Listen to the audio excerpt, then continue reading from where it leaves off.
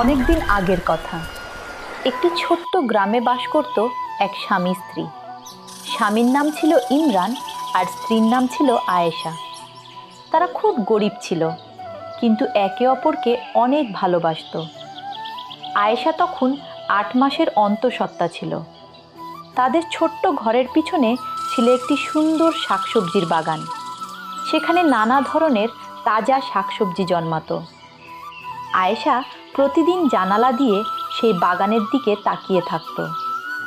একদিন সন্ধ্যাবেলা আয়েশা ধীরে ধীরে ইমরানের কাছে এসে বলল, ইমরান, আমার খুব ইচ্ছে করছে ওই বাগানের শাকসবজি খেতে।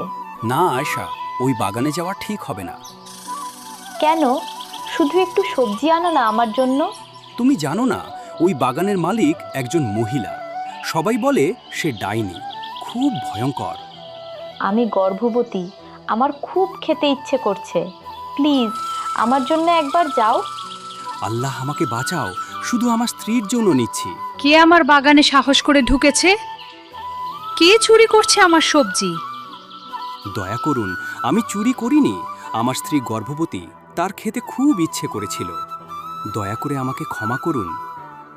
ঠিক আছে, তুমি সবজি নিতে পারো, কিন্তু একটা শর্তে। তোমার সন্তানের জন্ম হলে সেই সন্তান আমি নিয়ে যাব। ঠিক আছে, আমি রাজি। আহা, কত সুস্বাদু হয়েছে! ধন্যবাদ ইমরান। ইমরান, আমাদের মেয়ে হয়েছে। আলহামদুলিল্লাহ। কে তুমি? আমার সন্তানকে কেন নিবে? তাহলে এখনই মরতে চাও? আমি অনুরোধ করছি, এটা আমার সন্তান। আমি আমার জিনিস নিতে এসেছি। চুক্তি তুমি নিজেই করেছো। ইমরান, কি বলছে ও? না, এটা হতে পারে না। আমাকে ক্ষমা করো আয়শা, আমি বাধ্য হয়েছিলাম। একটা ভুল সিদ্ধান্ত পুরো জীবন শেষ করে দিল।